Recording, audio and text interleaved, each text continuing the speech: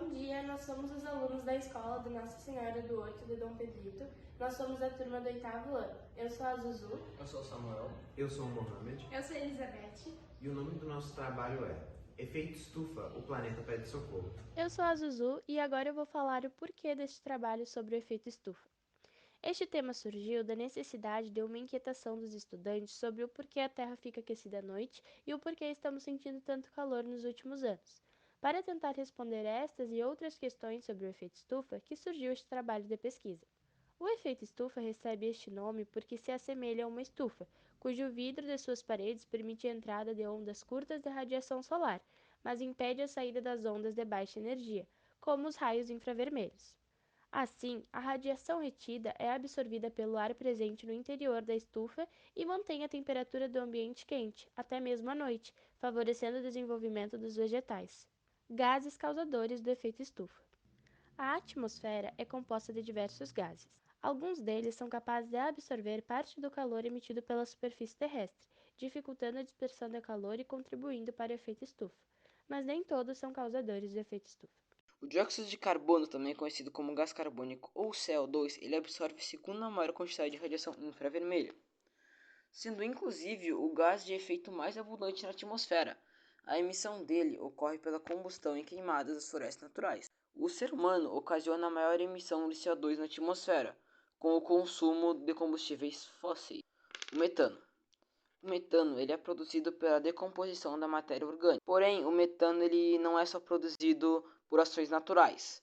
O ser humano ele influencia muito, porque ele gera mais metano com a decomposição de resíduos. Bom, CFC são um conjunto de gases que contém cloro e flúor.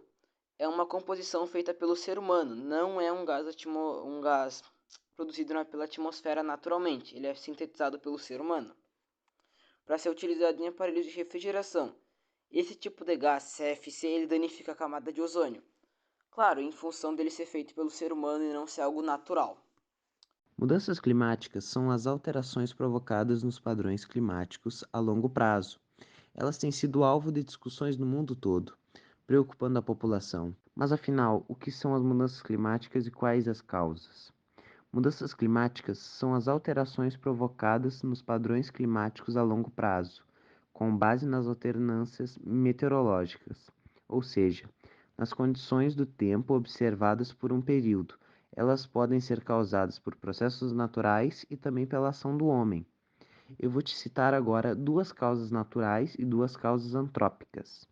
Causas naturais: incidência solar, ou seja, a radiação solar que chega até a superfície pode variar, podendo ser mais elevada ou reduzida em alguns períodos.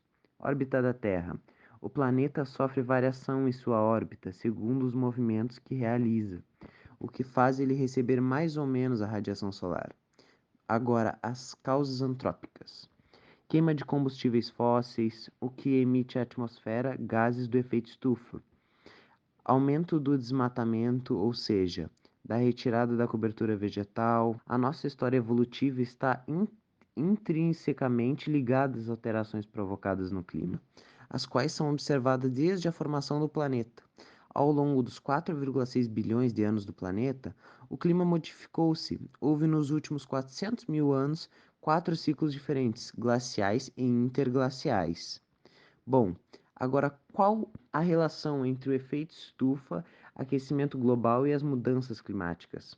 A partir da Revolução Industrial, toneladas de gases do efeito estufa, especialmente o dióxido de carbono, foram lançadas à atmosfera.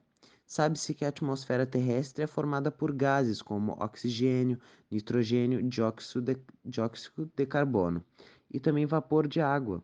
Esses gases, principalmente o gás carbônico, possuem a capacidade de absorver a radiação solar emitida à superfície terrestre. Essa absorção evita que o calor seja completamente devolvido ao espaço, retendo a parcela de calor retida faz com que haja o equilíbrio energético, evitando assim uma grande amplitude térmica, ou seja, uma grande diferença entre as temperaturas máxima e mínima. Ao manter a temperatura média da Terra em torno de 14 graus Celsius, a Terra apresenta então condições favoráveis à existência da vida. Esse processo natural é chamado de efeito estufa, Portanto, se ele não existisse, não haveria desenvolvimento dos seres humanos. Como nós podemos ajudar? De diversas maneiras. Por exemplo, produzir menor quantidade de lixo e realizar a separação correta dele, exigindo que a prefeitura destine os resíduos em locais próprios e com sistema de captação dos gases gerados por sua decomposição. Utilizar mais o transporte público ou meios de transportes não poluentes, como as bicicletas, ou ainda locomover-se a pé quando os destinos forem curtos. Assim, ocorre a contribuição para a redução da queima de combustíveis fósseis.